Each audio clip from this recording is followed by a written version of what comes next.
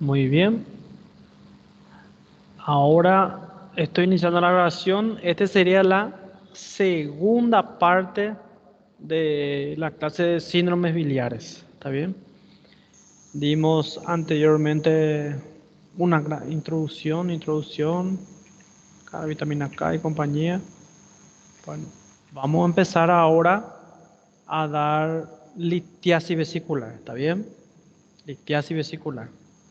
Previamente hablamos de anatomía, embriología, fisiología, cosas así, y ahora ya empezamos con la patología. Litiasis vesicular o colelitiasis. ¿Está bien? No sé si está la mayoría ahí, vamos a mirar un poquito, cuántos estamos presentes. Están los dos, dice Girasol. GB ya está con su slide ahí postado, 53. Muy bien. Vamos a iniciar.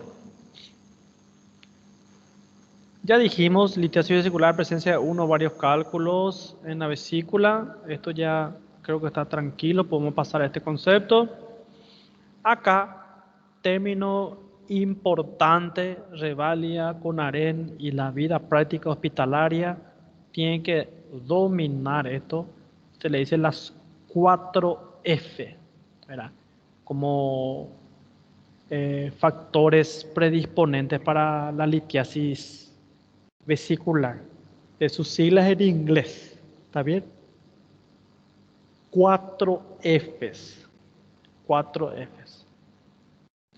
Fat, forty, family, fertile. ¿Qué significa todo eso? Mira, obesidad, sobrepeso, edad mayor a 40 años, mujer, ¿verdad? Es algo mucho más frecuente en las mujeres, después vamos a ver por qué, y en las multíparas, ¿está bien? A veces vemos una persona que tiene de repente una gestación nomás, un hijo nomás, y igual ya encontramos, pero obviamente cuando más hijos, más predisposición. Vamos a ir viendo por qué. Entonces, esto es lo clásico en todos los lados, en el hospital. Apenas entra en un hospital y tal vez un doctor le pregunta, ¿cuál es la 4F de los factores predisponentes? Ya le va a preguntar. Son cosas que cuando se habla de algo biliar, sí o sí se toca, ¿está bien? Entonces, recordar los factores predisponentes, ¿está bien? Viene un paciente, por ejemplo, con dolor en mi abdomen superior y tiene estas 4 características, entonces muy probable que estemos ante una litiasis vesicular, ¿está bien? Bueno, entonces recordar estos factores predisponentes. Bueno, ¿por qué en la mujer hay factores hormonales que influyen en la formación de esta litiasis? La progesterona, dice, es un relajante, coloca aquí en color rosa para cómo se trata de todo el tema femenino. Es un relajante músculo liso, dice, inhibe a la colecistoquinina. ¿Lembran que hablamos de la colecistoquinina? Que actúa en la contracción vesicular. Entonces, una alteración en la motilidad de la vesícula predispone a la formación de cálculos, ¿está bien? Entonces, el líquido está estacionado, estancado ahí, que no se está vaciando completamente, finalmente puede favorecer la precipitación de esos componentes de la bilis y la formación de cálculos. Si una vesícula está se contrayendo constantemente, se está vaciando constantemente, tranquilo, difícilmente va a haber precipitación y formación de cálculo, pero una vez que está quieto por mucho tiempo, ¿verdad? Como ocurre en los pacientes con de repente que están en terapia intensiva largo tiempo y solo reciben hidratación parenteral, entonces la vesícula que tiene poca movilidad, ¿verdad? Poca movilidad inclusive predispone después a la formación de litiasis. No sé si ya para entender. Entonces, en las mujeres la progesterona, mire, relaja el músculo liso e inhibe la colecitoquinina. Por eso que acá justamente en esto las 4F sale ahí mujeres y multípara. Entonces, y también el estrógeno dice contribuye a la sobresaturación de colesterol del líquido biliar, por esto tiene un efecto litogénico, de formación de litos, de piedras, de litiasis en la vesícula. Entonces, actúa sobre el metabolismo del colesterol de estas hormonas. ¿Está bien? Recordando que todo el colesterol finalmente del organismo va a ser excretado por la vía biliar, no sale por la respiración, por la orina y cosas así, ¿verdad? Todo va a ser excretado por la vía biliar. Entonces, aquí le puso una tabla solamente para recordar, ¿verdad? Las fases del ciclo, ¿verdad? El ciclo menstrual, del ciclo, del periodo menstrual, ¿verdad? De la mujer. Las fases. Recuerdan que hay dos fases, una primera fase folicular, una fase glútea, y en la parte media, que es en el día 14. Claro, esto es una mujer que es regular, ¿verdad? Hay mujeres que son irregulares y no tienen una data precisa. Entonces en el día 14 es donde ocurre la ovulación, y miren, en la segunda fase, que nos dicen los libros, en la segunda fase, miren esto que es la progesterona, ¿ven? Como hay un aumento ahí, ¿eh? En el embarazo y en la segunda fase, entonces hay un aumento de la progesterona, y por eso es que, por estos motivos que explicamos aquí, es que está factor predisponente es ser mujer, y más todavía multípara, ¿está bien? Esto es muy importante, esto es recomendable a todos ustedes, esto es un tema aparte, ¿verdad? Recordar bien la regla, ¿verdad? Entonces, hay aplicativos hoy en día que, no sé si muchas de las compañeras aquí y los compañeros también pueden tener, ¿verdad? Para saber el día fértil, ¿verdad? Que el día 14 aproximadamente, el día de la ovulación. Obviamente, para evitar un embarazo de repente no deseado en el momento, ¿verdad? Esta regla hay que dominar, ¿verdad? Hay que dominar, saber bien cuándo el día fértil, y, de ser posible, evitar relaciones en esos días para evitar un embarazo no deseado. Ahora, imagino que la mayoría tiene sus planes de vida, ¿verdad? Y a veces un bebé, claro, es una bendición de Dios, ¿verdad? Estar ahí, pero a veces el momento también es un poquito delicado, ¿verdad? Están en etapa de formación, ¿verdad? Pero claro que igual se puede. ¿Cuántos alumnos? Tengo alumnas por ahí, alumnos que tuvieron hijos durante la facultad, y tranquilo, ¿verdad? Claro que igual se puede, estamos hablando nomás, ¿verdad? Entonces, importante saber esta regla, importante recordar principalmente el día fértil, analizar, ¿está bien? Por ejemplo, si una mujer tiene, no sé, a ver, el día 7 de su periodo, se sabe que 14 días después es su día fértil. Entonces, 7 más 14 sería 21. Entonces, el día 21, o sea, 20, 21, 22, evitar tener relaciones, ¿verdad? Porque justamente son días fértiles, riesgosos, ¿verdad? Entonces, les recomiendo a todos y todas dominar esta tabla, ¿verdad? Que ayuda a veces. Pero el tema es cuando es irregular y cosas así, no nada de 100%, entonces por lo menos para tener una idea nomás. Muy bien, hablamos de esto entonces por la progesterona, ¿está bien? La progesterona, que influye mucho en la formación de litiasis, ya saben ya por qué. ¿Dónde se forma la litiasis? Principalmente se forma en la vesícula biliar, ¿está bien? En la vesícula biliar, esa es la fuente principal de litiasis. También se puede formar en la vía biliar principal, pero en la vesícula biliar es la formación principal. Dice, la bilis que llega a la vesícula es concentrada 5 a 10 veces, hay una concentración, hasta absorbe mucha agua, dice, por la capacidad de la mucosa que absorbe agua y electrolitos, ¿está bien? Absorbe agua y electrolitos, pero no absorbe las sales biliares, los pigmentos, eso quedan todo ahí, como componente de la bilis, no es que absorbe todo lo que hay. No, concentra nomás, porque después tiene que enviar todos los componentes de la bilis, tiene que enviar al duodeno. Entonces, ahí es donde se forma la litiasis. Los cálculos biliares también se pueden formar en las vías biliares principales, por ejemplo, que tienen alguna patología, ¿está bien?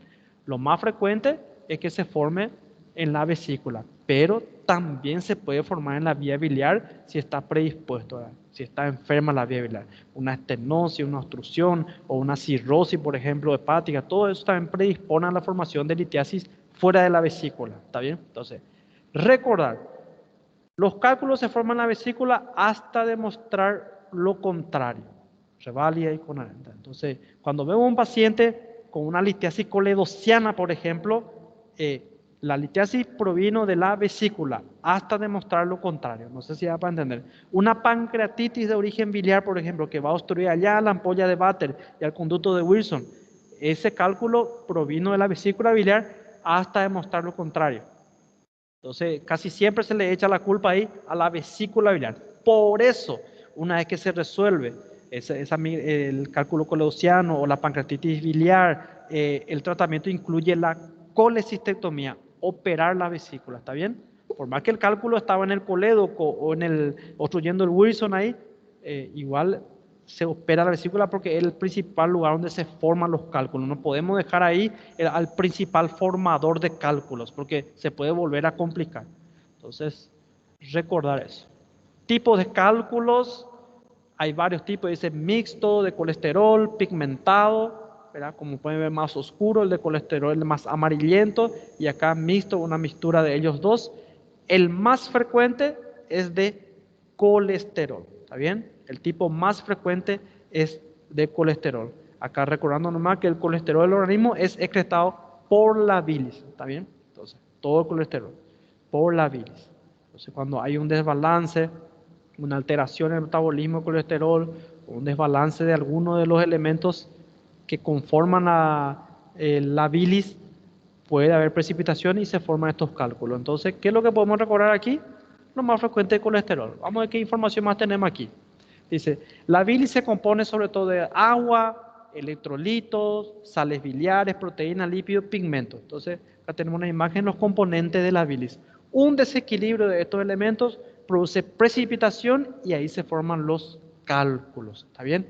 También un desequilibrio de estos elementos, también una alteración en la motilidad favorece la formación de cálculos. Acá le puse un dato interesante. Los cálculos de colesterol son radiolúcidos, ¿está bien? Y los cálculos de colesterol son los más frecuentes. 85 al 90% son de colesterol. Por eso es que la ecografía es el método de elección para diagnosticar, para detectar la presencia de cálculos biliares. ¿Por qué? Porque la mayoría son de colesterol y ellos son radiolúcidos. En una radiografía, por ejemplo, no vamos a poder observar, ¿está bien? Pero sí los cálculos pigmentados que aparecen en una patología como hemólisis, cuando hay hemólisis, cuando en la cirrosis, por ejemplo, esos cálculos se combinan con calcio y ahí que son radioopacos, ¿está bien? Pero es la minoría, 10 a 15%, y entonces sí son radioopacos y se puede ver por la radiografía, ¿está bien? Pero cuando vamos a hacer un estudio de imagen para diagnosticar una litiasis vesicular, el método más útil es la ecografía, ¿está bien?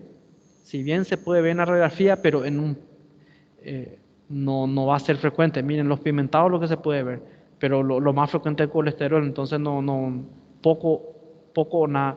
Aquí en la práctica principal nunca pedimos una radiografía, por ejemplo, para una litiasis, ¿verdad? Ultrasón, ecografía del estudio de elección.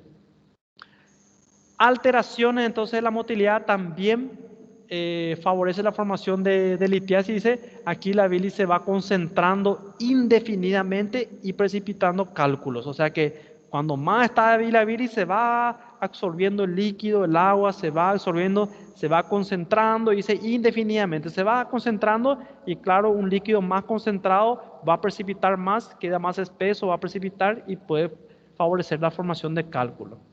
Acá nomás hay unos ejemplos. En el embarazo sabemos que hay alteración en la motilidad, ¿verdad? Por la inhibición de la colecitoquinina a causa de la progesterona. También se puede hablar de enfermedad de Chagas, por ejemplo, en alguna cirugía de reflujo que tenemos aquí. Esta es una funduplicatura de Nissen se llama, vamos a dar en su momento. Y en la vagostomía, por ejemplo, en esas dos cirugías de repente hay una sección de la rama hepática del vago, ¿sí? Sección de la rama hepática del vago, entonces eso puede favorecer, altera la motilidad de la vesícula. Entonces puede favorecer a la formación de cálculo, a modo de información, ¿verdad? Entonces, importante recordar el trayecto que puede seguir un cálculo, la migración de los cálculos, está en la vesícula normalmente y puede migrar, va al colédoco, en la ampolla de Vater. Entonces, esto ya es una complicación ya de la litiasis vesicular. Esto ya dijimos, acá se duplicó un poco mi slide, la presencia de cálculo. Presentación clínica. Presentación clínica. ¿Bien? Lo más frecuente es que la litiasis sea asintomática. ¿Está bien? Asintomática. Y hay una pregunta. ¿Recuerdan las partes de la vesícula? Fondo, cuerpo, infundíbulo y cuello y el conducto cístico. Si está en el fondo, en el cuerpo el cálculo, tranquilo, no produce dolor. Pero cuando se impacta en el cuello, en el infundíbulo, por ejemplo, aquí en esta zona, ahí sí empieza a causar los dolores, los cólicos biliares, cuando se impacta el cálculo. Si está en el fondo nomás o en el cuerpo, no hay dolor. Entonces, asintomático, la mayoría son asintomáticos. Y cuando hay síntomas, es cuando el cálculo, cuando se contrae la vesícula y el cálculo se impacta aquí en la salida de la vesícula. ¿Está bien? Se impacta y empieza a causar dolor esa impactación. Porque la vesícula se contrae luchando contra esa obstrucción para ir por el estímulo, ¿verdad? Principalmente comida gordurosa en el duodeno, se libera la colecitoquinina y hace que se contrae para liberar bilis y para ayudar a la absorción de grasa. Pero si está obstruido, esa contracción empieza a luchar contra esa obstrucción y duele. Entonces, lo clásico. Dolor tipo cólico en hipocondrio derecho, puede irradiar a la región infraescapular derecha, al dorso puede irradiar, generalmente al lado derecho, porque si es al dorso interescapular, a veces una pancreatitis tiene esa clínica, dolor interescapular, entonces el dolor en el dorso es más al lado derecho, ¿está bien? Puede o no haber esa irradiación, ¿verdad? Entonces el dolor tipo cólico puede ser inclusive en epigastrio o hipocondrio derecho, ¿está bien? Dolor tipo cólico, ya saben, dolor tipo cólico, dolor que tiene pico, intenso dolor, después cede, pero queda un dolor de fondo, ¿está bien? Y dato, menos de 6 horas y suele pasar con analgésicos comunes, un AINES, un antiespasmódico, puede solucionar el problema. Y lo más característico aquí, le puse en verde mismo por eso, desencadenado generalmente por ingesta de comida gordurosa, de comida grasa. Y por si hay dudas de cuáles son las comidas grasas, acá le muestro una imagen, le coloqué este, ¿quién no quiere un poco de un churrasco, huevos fritos, chorizo, un poco de carne con grasa, pizza de calabresa, cosas así? Generalmente lo más rico es lo que más daña la salud, ¿verdad? Pero claro, todo es cuestión de hábito. Uno puede disfrutar también de comida que es rica, buena y saludable, ¿verdad? Pero solo le hablo así nomás porque nuestra cultura, ¿verdad? Y lo que más tenemos día a día cerca, y inclusive cuando vamos en un cumpleaños, un aniversario, o una fiesta de cualquier índole, siempre las comidas que más comemos son las que, comidas gordurosas, ¿verdad?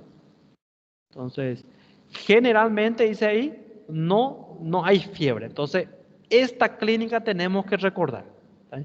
Para poder diferenciarlo de los otros síndromes biliares. Por ejemplo, en la colecistitis, que es la inflamación de la vesícula, el dolor ya va a ser más de 6 horas, no va a ceder con analgésicos comunes, puede haber fiebre, ¿verdad? Y en la coledocolitiasis, por ejemplo, se va a agregar ictericia, coluria, colia. Entonces, recordar esta clínica, ¿está bien? No es muy complicado, después vamos a ver casos clínicos y vamos a poder identificar bien que es cuando es un cólico biliar nomás, ¿está bien? Digo nomás porque eso se puede tratar sintomáticamente y el paciente va de alta en su casa. Viene a la urgencia con dolor, se medica y se va de alta, ¿verdad? Claro, vamos después los criterios para operar y no operar. Es una forma de decir nomás que puede ceder el cuadro con tratamiento médico. Pero el cálculo no, el cálculo va a quedar ahí. El dolor nomás estoy hablando. Examen físico, inspección, palpación, percusión, auscultación, sin datos positivos de valor. Si estamos ante una litiasis vesicular nomás, no hay datos positivos de valor en el examen físico. ¿Está bien?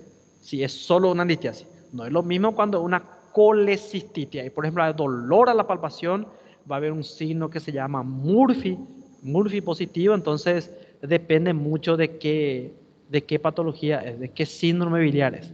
¿Está bien? Entonces, si es una litiasis nomás, digo nomás en el sentido de que no hay mucha repercusión. Todo normal. Inspección, palpación, percusión, contación, normal.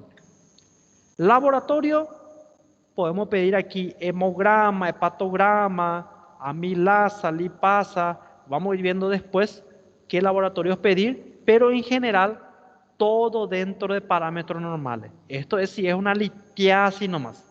¿Verdad? Si es una colecistitis, va a haber leucocitosis, por ejemplo. Si es una litiasis coleociana, el hepatograma va a estar alterado. Bilirrubina, por ejemplo, elevada. No sé si ya para entender. Entonces, aquí como pueden ver, todo está normal. Ecografía, sí, ahí vamos a encontrar signos ecográficos de litiasis. No sé si recuerdan, seguro que vieron mucho en imágenes estas cosas.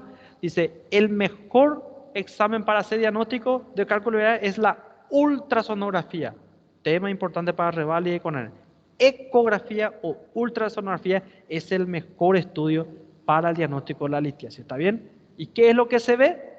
Se ve ¿qué hallazgos? Una imagen hiperecogénica, blanco, ¿verdad? Teóricamente blanco, ¿verdad? Se puede decir hiperecoica o hiperrefringente, son términos que usan a veces los especialistas en imágenes, te escriben ahí, imagen hiperecoica, en luz vesicular, por ejemplo, o hiperecogénica, es igual, ¿verdad? Después dice, con sombra acústica posterior, ¿ven? Este es el cálculo, la litiasis, ¿ven? El líquido, la bilis es anecoico, negro, ¿verdad? Y ahí está algo hiperecoico, blanco, con una sombra acústica posterior. Esto es la imagen característica de una litiasis. Y un pequeño dato, son móviles al modificar el decúbito. ¿Qué quiere decir eso? El ultrasonido es algo dinámico. Se puede mover de posición al paciente mientras se hace el ultrasonido. Y se le pone un decúbito lateral, derecho, lateral izquierdo, por ejemplo, ¿verdad? Y esa litiasis se mueve. Entonces, son signos que se ven en la ecografía. No digo, por ejemplo, un pólipo, un tumor de vesícula. Obviamente ahí no va a ser móvil. Y otro dato interesante es que cuando el cálculo está impactado en el infundíbulo o en el cuello de la vesícula, está impactado, ahí no se mueve.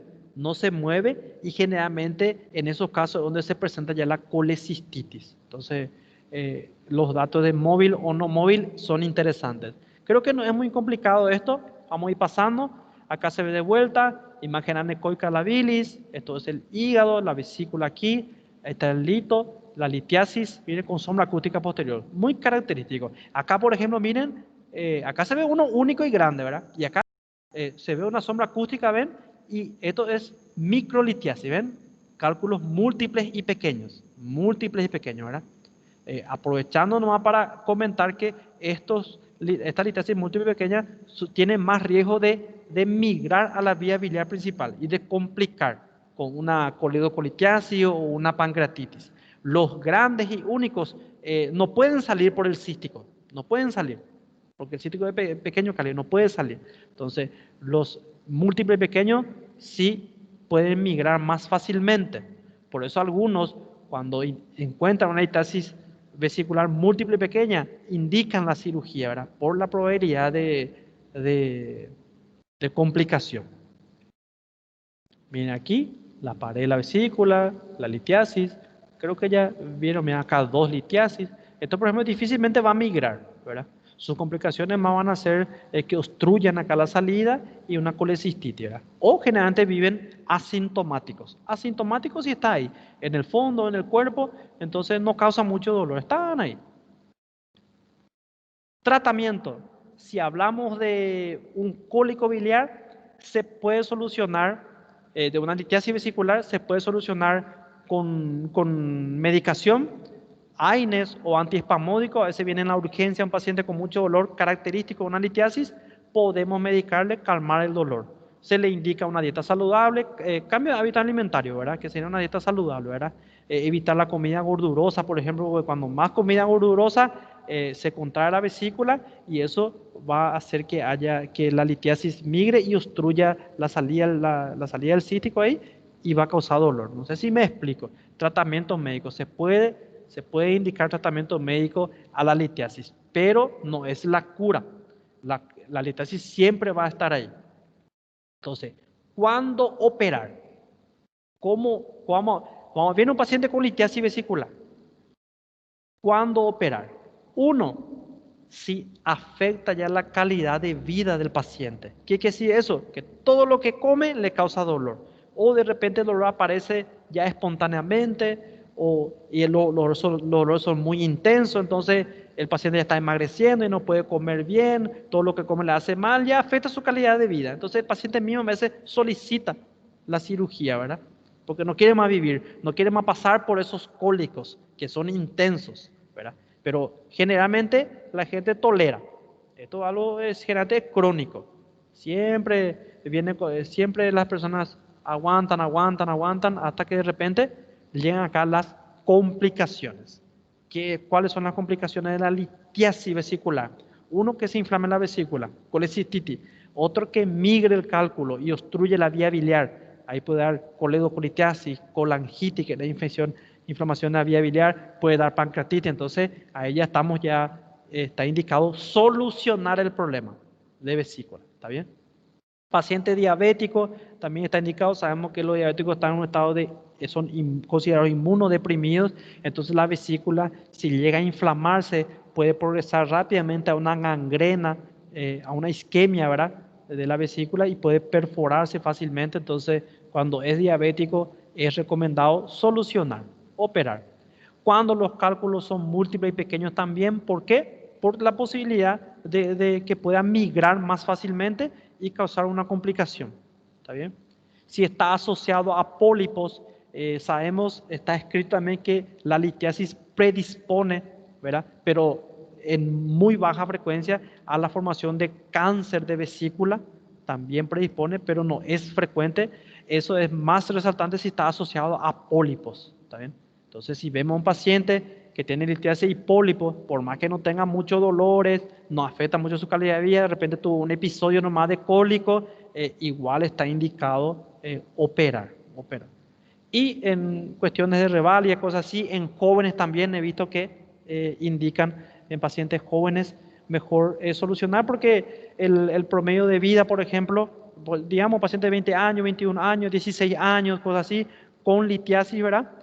Tiene mucho por delante, una esperanza de vida de 70, 75 años, ¿verdad? Aquí en Paraguay, en Brasil. Entonces, hay un largo trecho de vida por vivir, y que hay posibilidades de tener siempre cólicos o complicaciones. Entonces, un enfoque que se le da para la revalida en pacientes jóvenes, también se puede indicar la cirugía. Tratamiento padrón es la colecistectomía laparoscópica. ¿Está bien? También está la colecistectomía convencional, que es la cirugía abierta, ¿verdad?, que es lo que en los lugares públicos más se hace, ¿verdad? Pero recordar, el tratamiento padrón es la colecistectomía laparoscópica. Acá les muestro una foto de una cirugía convencional, que ven con anestesia raquídea. Lo ideal es anestesia general, lo indicaba anestesia general, pero en nuestro medio generalmente operamos con una raquídea. Es mucho más dificultoso, pero se puede. Aquí vemos la extracción de la vesícula. Miren, miren lo que es, cálculos múltiples. Una pregunta, ¿de qué puede ser este cálculo? ¿Mixto, pigmentado o de colesterol? Están quietos, vamos. Colesterol. Eso, el colesterol, coloración amarillenta. Vamos a ver si hay unos mensajes acá. Mi hermana se operó. Girasol, mi hermana se operó con 11 años. ¿O cuántos años, Girasol? A los 11 años, miren vos. Y esa es la conducta, ¿verdad? Esa es la conducta. Hay factores hereditarios también de por medio. No sé si tu mamá o alguien por ahí tuvo. Entonces, bueno, hay criterios para operar. Hay pacientes por video, espectacular, por video. La cirugía por video, o sea que le aplicaron una buena conducta, espectacular. Si hay posibilidad, claro, por video es mucho mejor. Bueno, entonces, vimos aquí, justamente gracias por compartir, ¿verdad? Los criterios para operar, ven cómo se aplica en la vida práctica, ¿verdad? Pero, claro, hay pacientes que no quieren saber nada de cirugía, hay pacientes que no se quieren operar y hay que tratar de lidiar con ellos. Se les explica las posibles complicaciones, todo eso, y se le dice que cambie, que haga un tratamiento médico, entonces que tenga hábitos alimentarios saludables y ahí se evita. Yo tengo varios pacientes, inclusive una tía, que hace como 5 años le diagnosticamos su litiasis vesicular y hasta ahora no se operó. Pero así también no come más esa comida gordurosa y todo eso que estimula la contracción vesicular y la aparición de cólicos. Y se cuida. Y si por ahí de repente se pasa con la alimentación, ya tiene preparado su antiespasmódico, toma, ¿verdad? Ahí tranquilo, pero siempre y cuando no se complique, ¿verdad? Siempre y cuando no se complique y no tenga estos parámetros, ¿verdad? No sé si hay personas que viven con su litiasis, ¿verdad? La mayoría mismos son asintomáticos. Bueno, entonces acá vemos una imagen, miren lo que es tremendo, ¿verdad? Lleno de cálculos de colesterol, que es lo más frecuente por su coloración amarillenta, le digo que de colesterol. Entonces, tratamiento padrón, acuérdense, Revalia, Conaren, vida práctica, es la colecistectomía laparoscópica, ¿está bien? Acá ponen, miren, recuerdan la predisposición, las 4 F, mujer, multípara, 40 años para arriba y obesos. Y en obeso es mucho mejor la laparoscopía, ¿está bien? Entonces acá recuerdan que le hablé de la anatomía del triángulo de Calot. Acá está el triángulo de Calot, ahí está la arteria cística, muy interesante el triángulo de Calot, se viendo rama anterior y posterior, la arteria cística, este es el triángulo de Calot, que está limitado por el hepático común, hígado, borde inferior del hígado, y acá el cístico, ¿está bien? Y ahí está la arteria cística. Entonces, eso es lo que le estaba diciendo hace rato, ¿verdad? Que en el atlas es espectacular, pero en vivo, ahí cuando vamos a operar, no se distingue casi nada. ¿Por qué? Porque hay un peritoneo ahí. Hay que disecar el peritoneo. Entonces, acá con mucha imaginación, este es el conducto cístico, ¿verdad? Y acá se delimita perdón, disculpe, acá esto sería el conducto. Qué largo está su conducto cístico, ¿eh? Muy largo, muy largo. Conducto cístico aquí, hepático común aquí y aquí el hígado. Entonces, esta zona sería el triángulo de Calot. Y ahí adentro tendría que estar la arteria cística, ¿verdad? Esta dilatación, esto impresiona bastante al ganglio cístico. Para mí que este ganglio cístico, miren vos, esta pequeña elevación aquí. Este es el ganglio cístico y siempre está próxima a la arteria. Recuerden que hablamos de ganglio cístico de Mascagni. Entonces, son referencias importantes en una cirugía de vesícula. Muy bien, no sé qué tal están por ahí. Pasamos a otro tema que es la colecistitis, ¿está bien? Litiasis vesicular es una cosa, colecistitis es otra cosa y tenemos que saber diferenciar clínicamente, laboratoriamente y ecográficamente. ¿Por qué? Porque si es una colecistitis, eso ya es un abdomen agudo inflamatorio, ¿está bien? Y la recomendación es la cirugía, ¿está bien? Cirugía de urgencia, no de emergencia, ¿verdad? Como le digo, siempre hay un aforismo, unas frases, siempre hay algunas cuestiones que instaladas así en la cultura de los cirujanos, que es operar de noche. Vesícula no es lo recomendable operar de noche. Entonces, hay tiempo en la columna. No le digo esperar una semana, ¿verdad? Pero no es una emergencia. Entonces, colecistitis es un abdomen agudo inflamatorio y el tratamiento es la cirugía. Bueno, aquí vemos la vesícula inflamada, entonces, ¿verdad? ¿Cuál es la fisiopatología? Miren, generalmente es calculosa, Miren aquí se mueve cálculo impactado en la bolsa de Hartmann. Recuerdan que hablamos de anatomía, está el infundíbulo, después el cuello, y ahí en esa zona se llama bolsa de Hartmann. Y los ecografistas, los especialistas en imagen a veces informan, se constata, se observa cálculo impactado en la bolsa de Harman. Entonces tenemos que recordar la anatomía, ¿verdad? Y impactado, ¿cómo sabe que está impactado? Recuerdan que dijimos que con el decúbito, cuando se está haciendo el ultrasonido, uno puede moverle al paciente de cúbito lateral derecho, lateral izquierdo, y el cálculo era móvil. Recuerdan que dijimos, pero si está impactado, el ecografista también informa. Y eso nos ayuda también a ver que probablemente se esté complicando ya la vesícula. Vamos a ver que hay otros signos también ecográficos de colecistitis, ¿verdad? Uno de ellos nomás el cálculo impactado. Hay distensión de la vejiga, perdón, de la vesícula, engrosamiento de la pared, vamos a ir viendo. Entonces, colecistitis, inflamación en la vesícula. Opa. ¿Qué pasó? Muy bien. La presentación clínica es igual a la litiasis vesicular, pero su diferencia va a ser más de 6 horas, no pasa con analgésicos comunes y generalmente tiene fiebre. ¿Está bien? No sé si ya para entender, este slide no modifique a veces. Quería agregarle más a este. Entonces, vamos a comparar con este. Miren vos. Acá, la clínica de la litiasis. Entonces, así mismo también es la colecistitis, dolor tipo cólico, que irradia infraescapular derecha, puede ser acompañada de vómito. Así mismo es la colecistitis. Y acá dice menos de 6 horas. ¿Sí? Y en la colecistitis más de 6 horas. Y acá dice pasa con analgésicos comunes. Y en la colecistitis no pasa con analgésicos comunes. Y acá, este sí es igual, desencadenado por la ingesta de comida grasa. Y acá generalmente no hay fiebre, o sea que porque no hay un proceso inflamatorio infeccioso ahí, ¿verdad? Entonces no hay fiebre. Y en la colecistitis sí puede haber fiebre. No sé si me explico. Esa diferencia tenemos que recordar, ¿está bien? Esa diferencia. Al examen físico, recuerden que dijimos que en la litiasis vesicular todo está normal. Todo está normal. Y aquí, cuando hay una colecistitis, ya cuando está inflamado, aparece el signo de Murphy. Esto es tema clásico, reválida con Aren y la vía práctica. Signo de Murphy tiene que dominar. ¿Está? Es muy indicativo de colecistitis, ¿está bien? Algo que no se ve en la litiasis.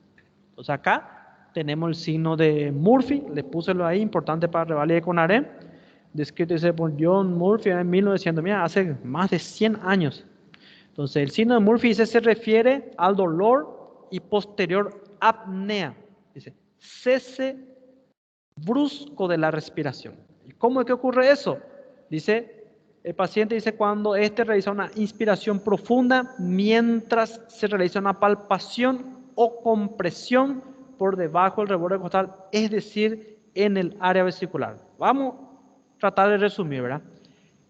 El área vesicular o punto vesicular está en el cruce de una línea que pasa, que es la línea medio clavicular con el reborde costal. ¿Está bien? Una línea vertical que pasa, la línea hemiclavicular, y ahí donde, en la intersección, ahí donde se cruza con el reborde costal. Esa zona es el punto vesicular o área vesicular. Y ahí se puede palpar. Se puede comprimir en esa zona y se le pide al paciente que inspire.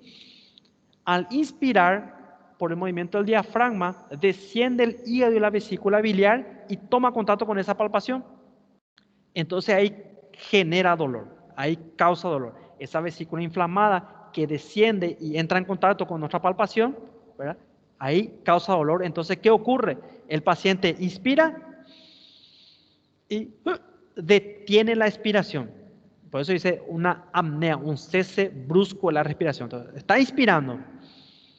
Y cuando la vesícula toca por la mano, por la palpación ahí, se detiene bruscamente la inspiración. Tengo un video, voy a ver si puedo mostrarle. A ver, ¿dónde está? Acá. ¿Están viendo esta parte del... ¿Alguien escribió algo? Por video, menos. Ah. ¿Están viendo este video ahora? Voy a ponerle. Esta es una simulación. Estamos vendo sim, profe. ¿Están viendo? Sí, tiene varios vídeos. Ah, pero no está saliendo el video. Ahora sí. Sim, está, doutor. Está passando normal. Bueno, ahora estoy pasando el video. Este es una simulación del signo de Murphy.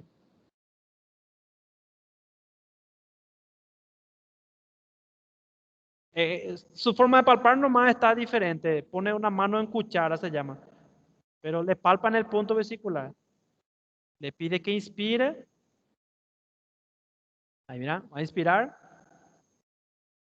Inspira profundo. Ahí no pasa nada, ¿verdad? Porque es una simulación. Bien. Vamos a ver otra vez. Cuando inspira profundo. Cuando inspira profundo.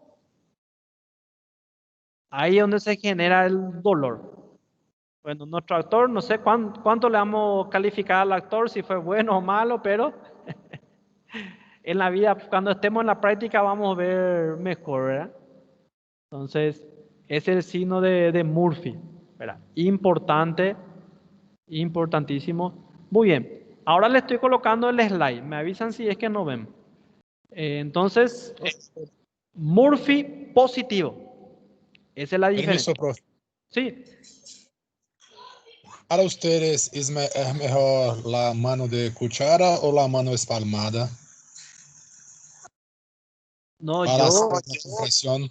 yo uso así, mono manual nomás, a nivel en el punto vesicular. Esa mano de cuchara no suelo usar. Así es mucho mejor. Ahí comprimimos y se comprime y se dice palpación al acecho. No sé cómo se dice acecho en portugués. Es palpar y estar ahí quieto, esperando que venga la vesícula. Al acecho. Es como un mecanismo de caza de los leones, por ejemplo. Ellos ven su presa, quedan quietos, esperando al acecho, esperando atacar. Entonces, a mí me gusta más palpar, estar al acecho, dejar quieto ahí y ahí pedir que inspire. Pero cada uno después encuentra su forma, ¿verdad? Hay siempre varias maniobras, pero uno siempre escoge lo que mejor, lo que le dé más resultado. Método auxiliar de diagnóstico. Recuerdan que en la litiasis vesicular no iba a haber leucocitosis, ¿verdad? Aquí sí ya hay leucocitosis. Pero hay un dato interesante. No es esa leucocitosis con desviación a la izquierda que vemos en la apendicitis. Al inicio no es así. Porque la bilis, miren, es estéril, ¿verdad? La sobreinfección bacteriana es secundaria. Después se sobreinfecta. Es decir, no es infeccioso al inicio, es más inflamatorio. Hay una isquemia y perforación. Esa es la fisiopatología. Vamos a decir acá. ¿Ven? Hay una obstrucción. ¿Ven? Y ahí empieza cuando hay una distensión, alteración del flujo. Puede haber una isquemia y perforación. ¿Está bien? Entonces, después se puede sobreinfectar. No sé si se explica. Por eso el tratamiento antibiótico a veces es cuestionado si es factible o no, ¿verdad? Pero nosotros en la vía práctica le damos porque para evitar justamente una sobreinfección, ¿verdad? Entonces, Prof, sí, uma pergunta. A questão da colecistite inflamatória, pode dizer que ele é uma das principais causas da peritonite primária, que a gente chama de monobacteriana? La peritonitis primaria es cuando Quando ela el é criada foco es pelos fígados cirróticos. cuando el foco es extraabdominal. La peritonitis primaria es cuando el foco es extraabdominal, cuando el foco no está en el abdomen, ¿verdad? Sim, prof, eu leí. ¿Y qué viste vos? ¿Eh? perdão, eu não escutei o que falou porque estou com um problema com falha de internet. Sí, sí, no, y eso estamos diciendo. La peritonitis, ¿ahora está bien? La Agora peritonitis, sim. la peritonitis primaria generalmente es cuando el foco infeccioso es extraabdominal, no está en el Sim. abdomen. Y generalmente es por vía hematógena, ¿verdad? De un foco a distancia. Y si hablamos de una peritonitis biliar, es una secundaria. No sé, de repente hay otro concepto por ahí. No sé qué viste vos. ¿Viste como É que causa de eu leí que uma das principais causas da peritonite primária, ou também chamada de peritonite espontânea, era provocada pelo fígado cirrótico Ah, em cirrosis sí. processos de Sí. cirrose, sim, mas não da vesícula, né? Lo que yo sé es que en cirrosis sí. Sim. Pero a partir de una colecistitis, ahí Não. no. Pero Ah, sí en está pacientes de bem. cirrosis. En problemas en tuberculosis, cirrótico y cosas así. Sim. Sí es, así mismo. Excelente. Ah, tá bem, graças, prof. ¿Quién es? ¿Apareció Gilberto será, Apareció de repente Gilberto, Bueno, vamos a avanzar. Esto es tema importantísimo, tienen que dominar signos ecográficos de colecistitis, ¿está bien? Aumento del diámetro, más de 8 centímetros de largo y más de 4 centímetros de ancho. ¿Recuerdan los parámetros de las medidas normales? Eso tenemos que recordar de la vesícula. Espesamiento de la pared, más de 4 milímetros. ¿Está bien? Y acá dice cálculo impactado. Recuerdan que el cálculo impactado es lo que va a originar el dolor cólico y la colecistitis, porque si está móvil, difícilmente va a crear una colecistitis. Y también líquido perivesicular. Bueno, vamos a aclarar algo acá. Con respecto a las medidas, recuerdan que usamos la medida de Schwartz, del libro de cirugía de Schwartz, que decía 8 a 10 centímetros. ¿Recuerdan? Y acá en los criterios de colecistitis ya se habla que cuando es más de 8 centímetros. Y recuerdan que en el libro de Schwartz decía que la pared era menos de 3 milímetros, la pared. Y acá, en estos criterios, estamos hablando de más de 4 milímetros. No sé si ya para entender. Esto es lo que tiene que dominar esta bibliografía, porque este es lo que se usa para Reválida y CONAREM de unos criterios de Tokio 2018. Les recomiendo, si quieren investigar, es lo que se acepta hoy en día para esta patología biliar, ¿está bien? Y ahí habla de esa medida, más de 8 centímetros de largo, mira, entonces ya para entender, y el espesamiento más de 4 milímetros. Entonces hay bibliografías y bibliografías, pero lo sagrado aquí son los criterios de Tokio para Reválida y CONAREM. Entonces van a escuchar por ahí 3,5 milímetros, Michan habla de 3,5 milímetros, ahí Schwartz menos de 3 milímetros, entonces van a escuchar mucho, pero aquí lo que se usa hoy en día, lo más nuevo, son los criterios de Tokio, ¿está bien? Entonces, signo ecográfico de colecistitis tenemos que dominar. ¿Qué vemos ahí? Miren, dice, 1, aumento del diámetro, ¿verdad? Por la obstrucción y la distensión. Eso se puede medir. El ecografista puede medir el diámetro e informa. Vesícula distendida de 12 milímetros de diámetro o de longitud, por ejemplo, ¿verdad? Entonces, y también puede medir la pared de la vesícula, si está engrosada o no. Y a veces hay líquido, edema en la pared. Entonces también se habla de signo del doble halo. Halo sería esa estructura circular, ¿verdad? Halo, un anillo o halo, se dice signo del doble halo. ¿Por qué? Porque se ve líquido en la pared que es anecoico y después se ve como bilaminado a la pared de la vesícula por la presencia del edema. ¿está bien? De la inflamación. Entonces, también se dice signo del, como es del riel o trilla de tren, la trilla, ¿verdad?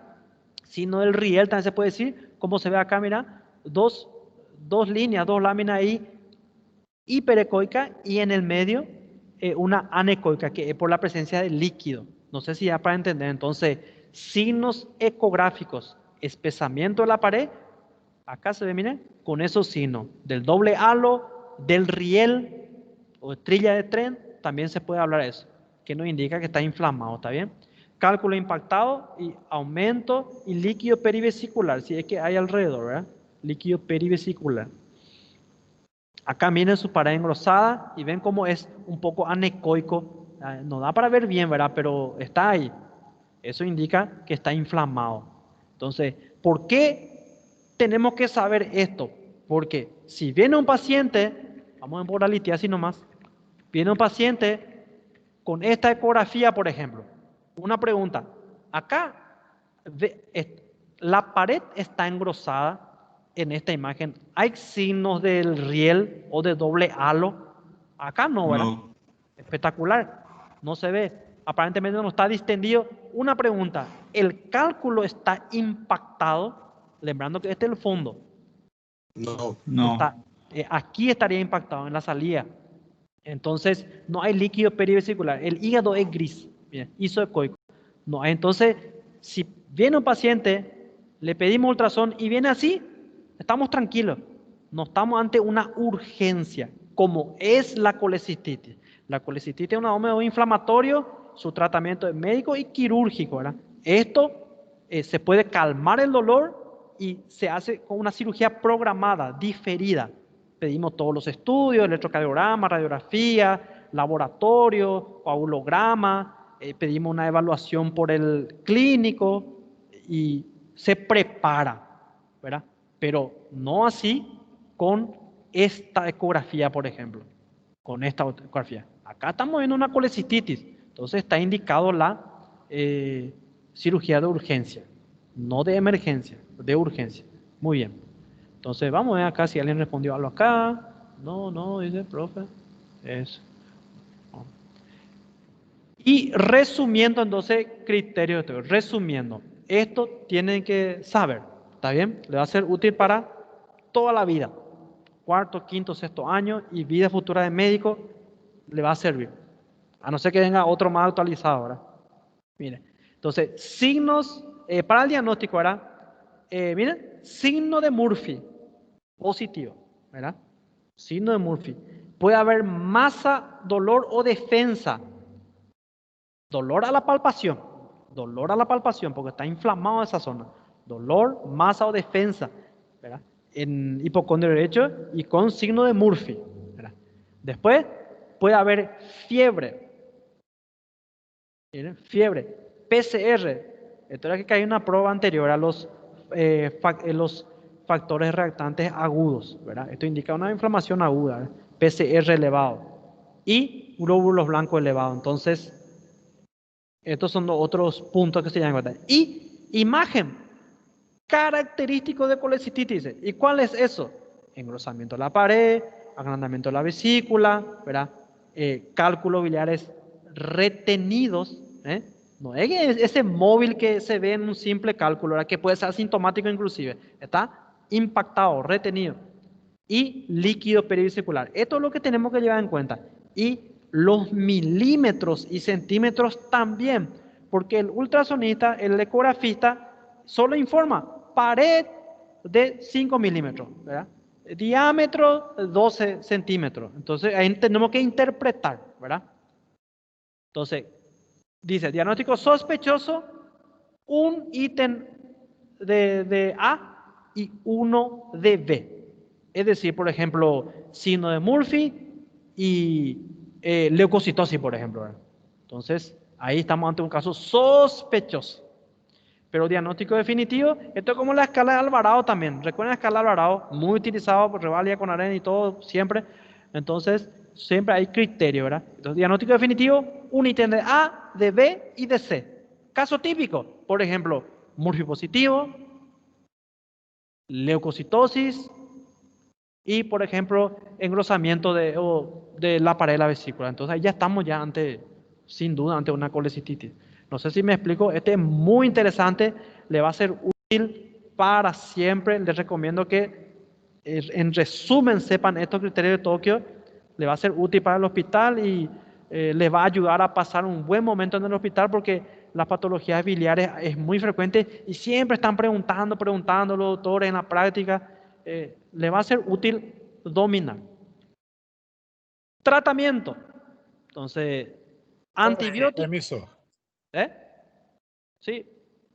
Profe, en el diagnóstico ultrasonido, ¿la sombra acústica va a pasar en los dos o solo en la colelitiasis? Perfecto. Si la colecistitis es litiásica, acá por ejemplo, vamos a ver. Acá por ejemplo, mira, esta es la colecistitis, ¿verdad? Por la pared engrosada. Y si su causa es litiásica, ahí igual se va a ver la sombra acústica. Pero hay un pequeño detalle, que tal vez sea eso tu pregunta, ¿verdad? Cuando está inflamado la pared, ¿verdad? Se ve algo que se llama, una cosa es sombra acústica posterior y otra cosa es refuerzo acústico posterior. No sé si ya escucharon hablar, seguro que en imagen dieron muy bien imagen, ¿verdad?